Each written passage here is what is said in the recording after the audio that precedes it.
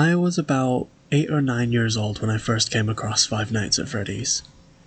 I just had the TV on and was watching some annoying orange videos, but one of them stood out to me. A thumbnail featuring a giant purple dragon with dead eyes and a wide gaping mouth. Yes, I used to think Bonnie was a dragon. Pretty dumb kid, I know. But later on in the year, my mum had downloaded FNaF 2 on the iPads for me and my brothers to play. And man, did that game scare me. I could never get past night 2 and 3, mostly because I didn't really know how well to deal with Foxy. It was also just a struggle to manage everything. And that's what became my introduction to my borderline concerning hyperfixation on animatronic-based horror. But what made this stick out in the minds of so many people? What did this game do right enough to attract such a large and dedicated fanbase even a decade on? Well, that's what I'm here to answer in this video. So, without further ado, it took me a bit of introspection to really come to an answer on what originally gripped me about this game. But after I realised that I was looking at the wrong point in time, I decided to look towards what I'm doing right now. And then the answer popped out to me. He had white glowing eyes in a darkened room. Character design. As I've already said, FNaF 2 was the first game in the franchise I played, and so the designs I have the most memories of are the toys and the wizards. And I mean what I say next completely. In the 10 years FNaF has been around, the wizards are still the best designs out of all of the animatronics. To me, they just perfected the idea of haunted animatronics that the series is built upon. The dead, soulless eyes and the general wear and tear make the perfect executions of their concepts. It is criminal that there isn't more merchandise of them.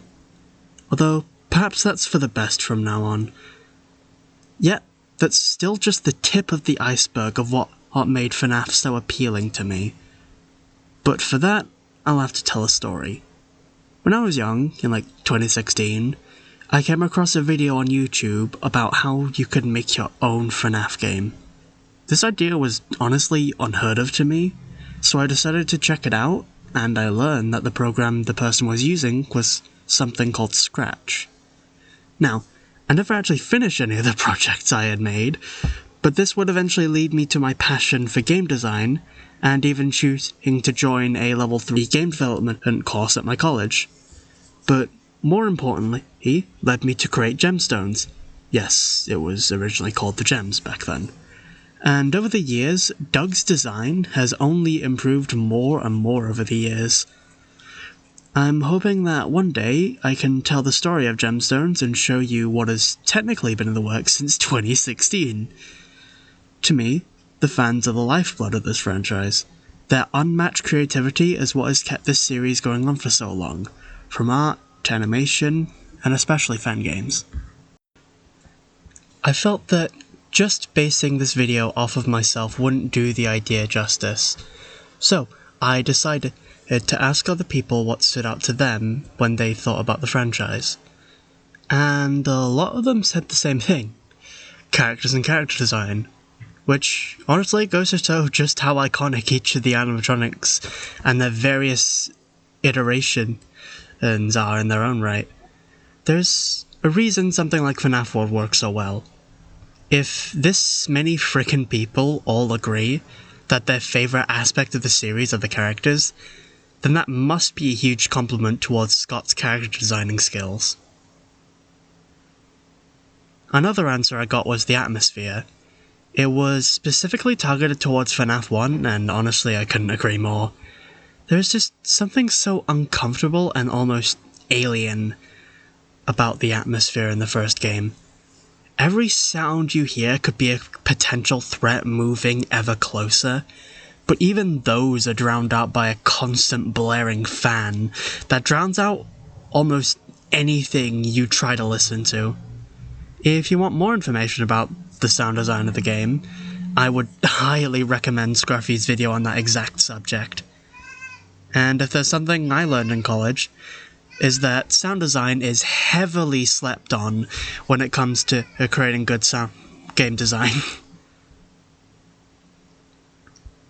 But my favorite one that I got was all the stuff made by fans.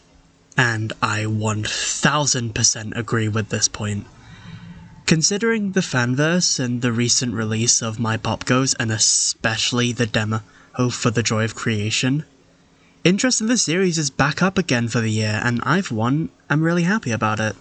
The fact that Scott has not only allowed people to sometimes just straight up use his characters, but has also begun funding specific creators to make officially licensed fan games, is definitely something above what a company like Nintendo would do.